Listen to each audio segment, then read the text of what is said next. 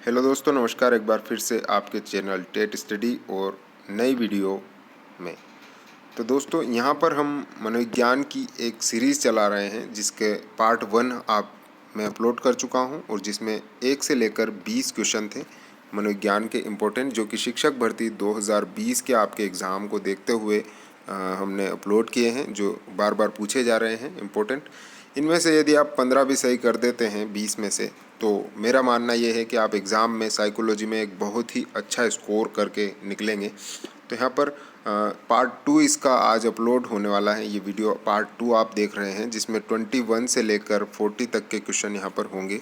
Total 5 part यहाँ पर video upload किए जाएंगे, जिनमें कि 100 क्वेश्चन यहाँ पर अपलोड होंगे। और अगर आपका सपोर्ट लाइक वगैरह अच्छा रहा तो यहाँ पर इस सीरीज़ को और भी आगे बढ़ा दिया जाएगा, 5 से 10 तक इस पार्ट को ले जाया जाएगा।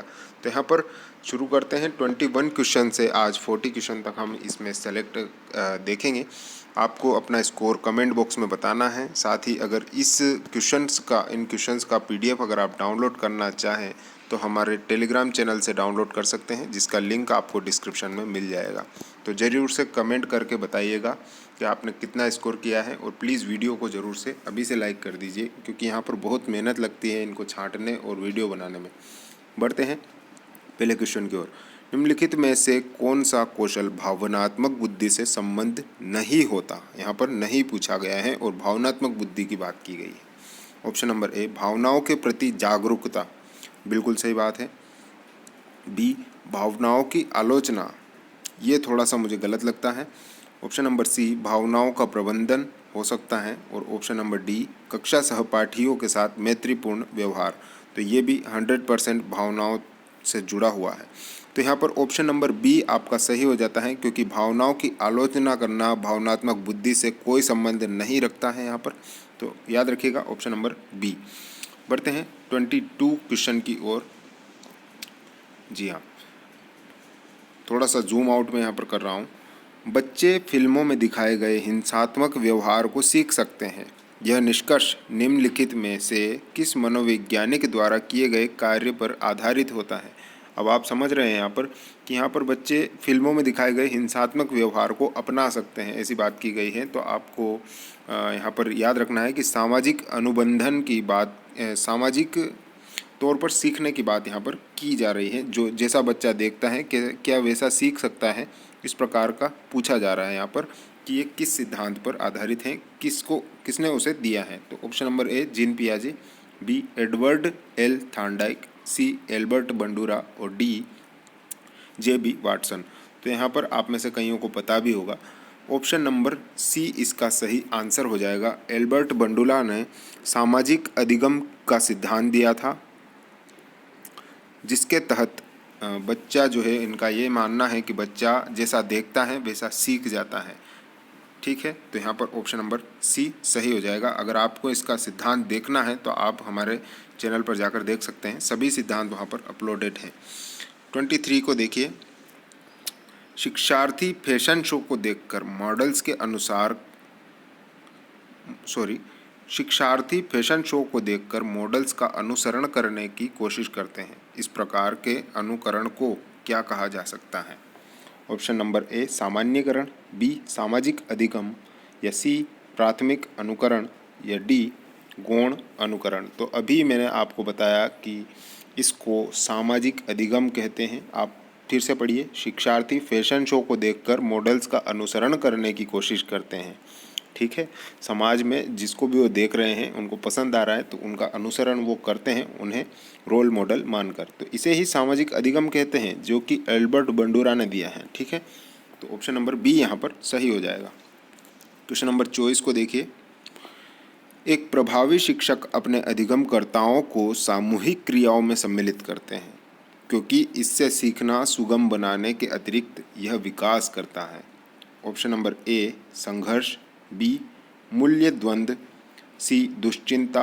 या डी, सामाजिकरण। तो यहाँ पर क्वेश्चन नंबर 24 अगर आप देखेंगे तो यहाँ पर सामाजिकरण की बात करता है, इसलिए इसका ऑप्शन नंबर 4 सही हो जाएगा, क्योंकि एक प्रभावी शिक्षक अपने अधिगमकर्ताओं को सामूहिक क्रियाओं में सम्मिलित करते हैं। ठीक है, सामूहिक क्रियाओं से बच्चे का सामाजिकरण होता है और वो समाज में लोगों में रहना पसंद करने लगता है और साथ ही सभी के साथ क्रिया करके सीखना पसंद करता है।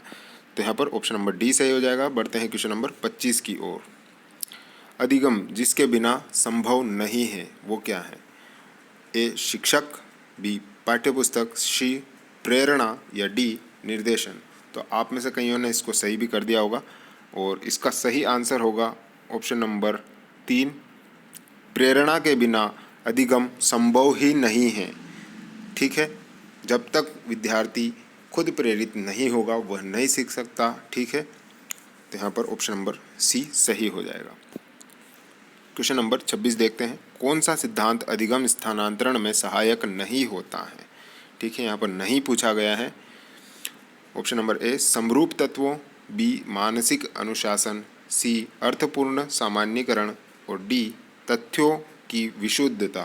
तो यहाँ पर क्वेश्चन नंबर 26 का आंसर आपको बताना है। चाहिए तो आपको ज़्यादा समय चाहिए तो आप इसे वीडियो को पॉज कर सकते हैं। क्वेश्चन नंबर 26 का आंसर मैं बता रहा हूँ, ऑप्शन नंबर डी सही होगा, तथ्यों की विशुद्धता। कौन सा सिद्धांत अधिगम के स्थानांतरण में सहायक नहीं होता? तथ्यों की विशुद्धता अधिगम के स्थानांतरण में सहायक नहीं होती है, आपको याद रखना है। बढ़ते हैं क्वेश्चन नंबर 27 की ओर और ईमानदारी से प्लीज़ कमेंट में अपना स्कोर जरूर से लिखिएगा। ठीक है, क्वेश्चन नंबर 27, निम्न में से कौन सा उद्देश्य के संज्ञानात्मक क्षेत्र का नहीं है? ठीक है, संज्ञानात्मक से संबंधित ज्ञानात्मक आप समझ सकते हैं, इससे आपको क्लियर हो जाएगा। ऑप्शन नंबर ए सामान्यीकरण, बी अनुवाद, सी अनुप्रयोग करना या डी सचित्र विवरण। तो इसका सही उत्तर होगा ऑप्शन नंबर बी अनुवाद करना संज्ञानात्मक क्षेत्र का नहीं है, इसीलिए यहाँ पर यही सही हो जाएगा।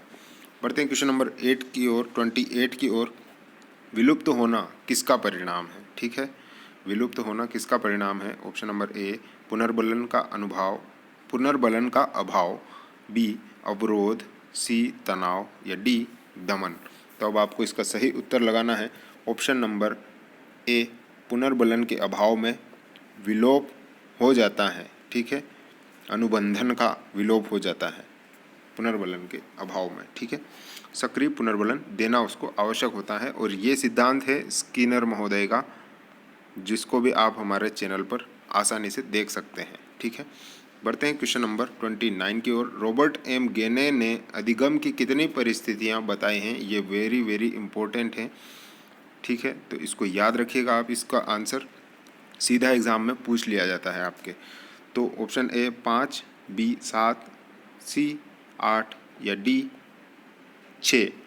तो यहाँ पर 29 का सही आंसर होगा ऑप्शन नंबर सी, यहाँ पर एकदम सही हो जाएगा और इसका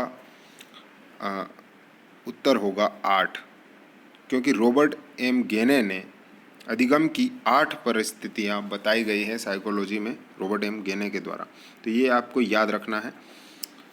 बढ़ते हैं क्वेश्चन नंबर 30 की ओर। निम्न में से कौन सा सही नहीं है? ए मानसिक आयु, बी कंकाल आयु, सी शारीरिक आयु और डी सामाजिक आयु। तो ये आपको बताना है कि आपको जस्ट नॉर्मली बताना है कि कौन सी आयु आपको नहीं अच्छी लग रही है, नहीं आपने पढ़ी है या ऐसी कोई आयु नहीं होती है, बस। तो यहाँ पर आप में से मैक्सिमम लोगों ने बता दिया होगा कंकाल आयु यहाँ पर सही उत्तर है, आयु नहीं है। ठीक है, तो यहाँ पर ऑप्शन नंबर बी सही हो जाएगा। जस्ट एक सिंपल क्वेश्चन है, क्योंकि एक बार ये बिहार टेट में पूछ लिया गया था, सो मैंने यहाँ पर इसको डाल दिया है। हालांकि आप रीट, सी टेट और M P TET, super TET जैसे विद्यार्थी हैं, लेकिन यहाँ पर भी आसानी से ये पूछ लिया जाता है। क्वेश्चन का लेवल थोड़ा सा कम था हालांकि। अब यहाँ पर देखिए, भूख एक चालक हैं और भोजन एक क्या है? ठीक है, ये बताना है आपको। जैसे कि भूख एक चालक है तो भोजन क्या है? ऑप्शन नंबर ए उद्दीपक, बी साधन, सी साध्य या डी इच्छा पूर्ति। तो यहाँ पर 31 का सही आंसर होगा ऑप्शन नंबर ए, भूख एक चालक है तो भोजन एक उद्दीपक है। ठीक है, ये याद रखना आप, उद्दीपक भोजन ही होगा। जिस चीज़ की हमें आवश्यकता महसूस हो रही है, जैसे कि हमें भूख लग रही है, लेकिन हमारी भूख किससे मिटेगी? भोजन से ही तो मिटेगी।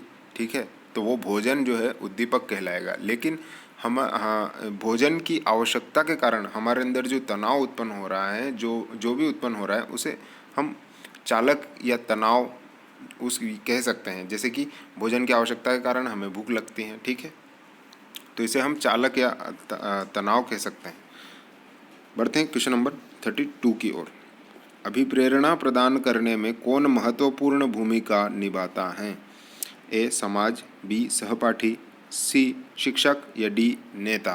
तो यहाँ पर आपको 32 का सही आंसर लगा कर आना है सी शिक्षक इसमें महत्वपूर्ण भूमिका निभाता है। शिक्षक हमें मोटिवेट करता है, ठीक है, और अभिप्रेरणा देता है। बाहरी या आंतरिक ये हमारे ऊपर डिपेंड करता है। हम जैसे कि अभी आप शिक्षक बनना चाहते हैं तो ये आपको बाहरी रूप से चाहिए, या जैसे कि आपको पैसों की ज़रूरत है या कुछ भी बाहरी इनाम की ज़रूरत है तो वो आपकी अलग बात है। लेकिन अगर आप आंतरिक रूप से अभिप्रेरित हैं तो आपको कोई अभिप्रेरणा की ज़रूरत नहीं है उससे ज़्यादा, क्योंकि आंतरिक अभिप्रेरणा से ज़्यादा शक्तिशाली और कुछ नहीं होता है। कहते हैं ना, मन के हारे हार है और मन के जीते जीत, उसी को अभिप्रेरणा कहते हैं और वो शिक्षक द्वारा दी जा सकती है। तो यहाँ पर शिक्षक आंसर सही हो जाएगा, ठीक है। बढ़ते हैं क्वेश्चन नंबर 33 की ओर। संप्रेषण से आशय है ऑप्शन नंबर ए मनोरंजन, बी विचारों का आदान प्रदान, सी इच्छापूर्ति या डी उपरोक्त तीनों। तो यहाँ पर क्वेश्चन नंबर 33 का सही आंसर हो जाएगा ऑप्शन नंबर बी। यहाँ पर सही हो जाएगा, विचारों का आदान प्रदान ही संप्रेषण कहलाता है, ठीक है। और ये किसके माध्यम से होता है? भाषा के माध्यम से, ठीक है। अगर आपसे किसी दिन भाषा का गुण पूछ लिया जाए तो आपको सीधे से बता देना है कि भाषा वह है जिससे हम संप्रेषण कर सकें, अपने विचारों का आदान प्रदान कर सकें एक दूसरे के साथ, ठीक है। तो ऑप्शन नंबर बी यहाँ पर राइट हो जाएगा। बढ़ते हैं 34 की ओर। शिक्षा में अभिप्रेरणा का महत्व दर्शाने वाला बिंदु नहीं है। ऑप्शन नंबर ए अवधान यानी कि ध्यान देना, बी अनुशासन, सी खेलकूद या डी चरित्र निर्माण। तो यहाँ पर आपको क्लियरली पता चल गया होगा कि 34 का आंसर खेलकूद है, क्योंकि यहाँ पर शिक्षा में अभिप्रेरणा का महत्व दर्शाने वाले बिंदु साफ साफ दिखाई दे रहे हैं कि ध्यान देना पड़ता है शिक्षा में, और साथ ही अनुशासित भी रहना पड़ता है, चरित्र निर्माण भी होता है शिक्षा के माध्यम से। लेकिन 34 में खेलकूद यहाँ पर सरासर गलत है, तो यहाँ पर सी सही हो जाएगा। बढ़ते हैं 35वें क्वेश्चन की ओर। शिक्षक बालक के व्यवहार में किस तरह परिवर्तन कर सकता है? ए पुरस्कार द्वारा, बी प्रशंसा द्वारा, सी भत्सना द्वारा या डी इनमें से सभी के द्वारा। तो यहाँ पर 35 क्वेश्चन में ऑप्शन नंबर डी एकदम सही हो जाएगा, क्योंकि शिक्षक इनमें से तीनों में से कुछ भी प्रयोग करेगा ना बच्चे के ऊपर तो उसके व्यवहार में परिवर्तन हो जाएगा, ठीक है। तो यहाँ पर ऑप्शन नंबर डी एकदम से राइट हो जाएगा। बढ़ते हैं 36 की ओर। अभिप्रेरणा का निम्न में से कौन सा सिद्धांत नहीं है? अभिप्रेरणा का निम्न में से कौन सा सिद्धांत नहीं है? ऑप्शन नंबर ए मूल प्रवृत्त्यात्मक सिद्धांत, बी मनोविश्लेषणात्मक सिद्धांत, सी उद्दीपन अनुक्रिया का सिद्धांत या डी प्रणोद न्यूनता का सिद्धांत। अगर आपने ये सभी सिद्धांत नहीं देखे हैं या आपको बिल्कुल ही इनके सभी के नाम बिल्कुल नए जैसे लग रहे हैं तो आप प्लीज़, आपको पढ़ने की बहुत ज़रूरत है। आप हमारे चैनल पर इन वीडियोस को देख सकते हैं या कहीं से भी आप इनको देखिए, लेकिन ज़रूर से देख लीजिए वरना आपको एग्ज़ाम में स्कोर नहीं हो पाएगा, ठीक है। तो यहाँ पर 36 का आंसर है ऑप्शन नंबर सी उद्दीपन अनुक्रिया का सिद्धांत अभिप्रेरणा के सिद्धांत में से नहीं आता है, क्योंकि ये एक अधिगम का सिद्धांत है और वो भी व्यवहारवादी सिद्धांत में से आता है। थॉर्नडाइक का जो सिद्धांत है अधिगम का, उद्दीपक अनुक्रिया का सिद्धांत, SR थ्योरी हम जिसे बोलते हैं, वही है ये। तो ऑप्शन नंबर सी यहाँ पर राइट हो जाएगा, क्योंकि ये अभिप्रेरणा का सिद्धांत नहीं है। 37 को देखते हैं। किसे ज्ञान की प्रथम सीढ़ी माना जाता है? ए विद्यालय, बी संवेदना, सी शिक्षण या डी अभिप्रेरणा। तो 37 का राइट आंसर हो जाएगा ऑप्शन नंबर 2 संवेदना। संवेदना को ज्ञान की प्रथम सीढ़ी माना जाता है।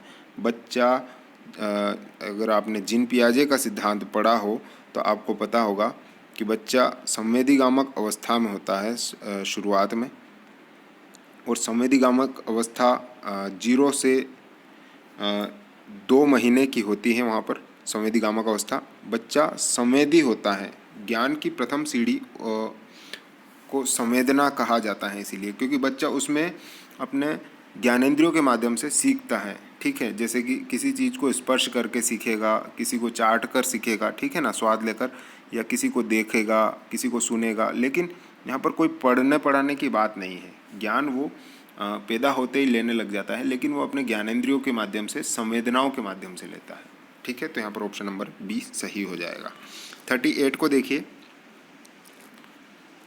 जी, थोड़ा सा क्वेश्चन बड़ा है इसलिए मैं यहाँ पर जूम आउट कर रहा हूँ। 38, लेविन के अनुसार व्यवहार व्यक्ति तथा वातावरण कार्य है। ठीक है, कर्ट लेविन के अनुसार व्यवहार क्या है? व्यक्ति है, और वातावरण क्या है? कार्य है। इन्होंने किस सिद्धांत में इस बात का महत्व दिया है?